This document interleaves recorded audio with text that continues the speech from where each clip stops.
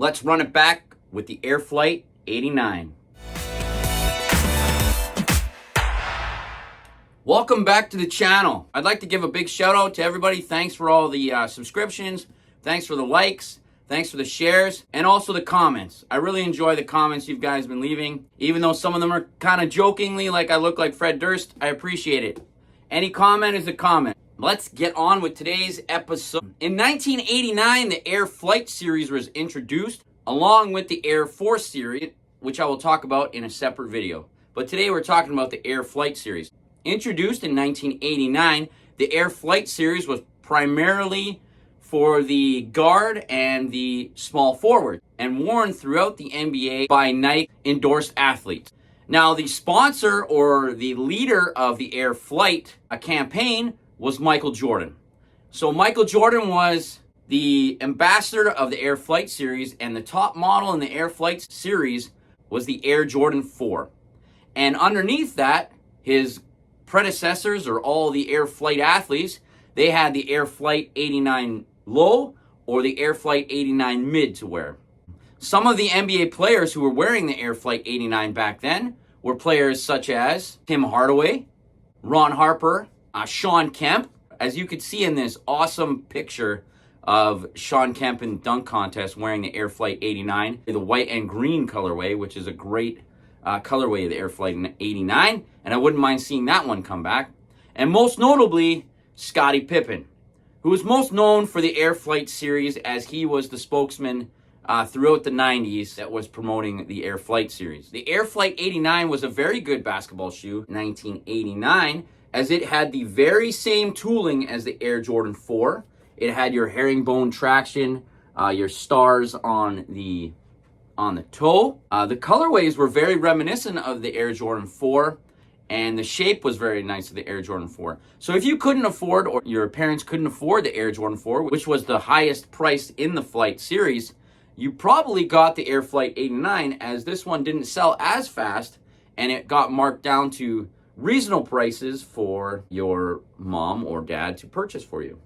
My favorite colorway of the Air Flight 89 is this white black version, originally released in 1989 and was retroed recently with a little slight changes to the midsole and the sole area, the colors on the Nike Air patch.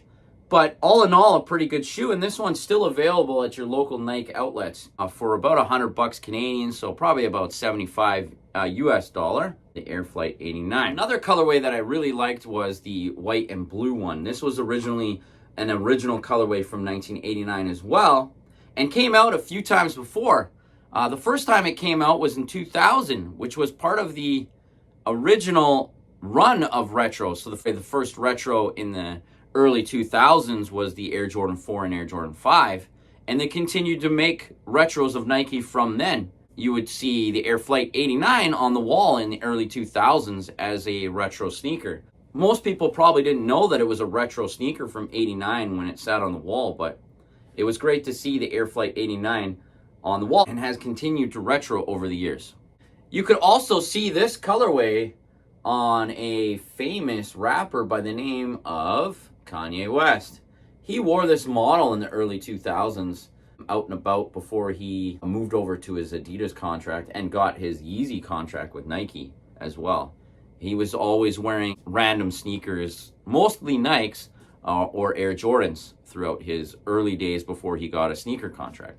One of my favorite things about the Air Flight 89, it is very reminiscent of the Air Jordan. So it has the Flight logo right across the tongue, the Air above it, and if you flip down the tongue, just like the Air Jordan 4, it says Air Flight instead of Air Jordan. A great sneaker, a great looking shoe, and if you can't afford the Air Jordan 4 back then, this was the go-to, as it also looks really cool and has very similar qualities to the Air Jordan 4. Say anything about the new retros that have been coming out, the shape is pretty good.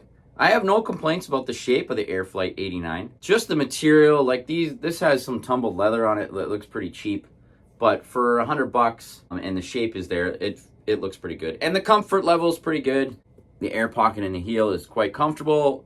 Just like any kind of sneaker from the 90s, it won't be amazingly comfortable, but it does what it needs to do. A well-designed shoe from 1989. I believe it was designed by Tinker Hatfield and a couple of the Nike designers that year in 1989. What do you guys think of the Air Flight 89? Is it one of your favorites from the 80s? Let me know in the comments below. Now that's my episode for today. I hope you enjoyed a little history on the Air Flight 89. Don't forget to follow me on Instagram at 4C23.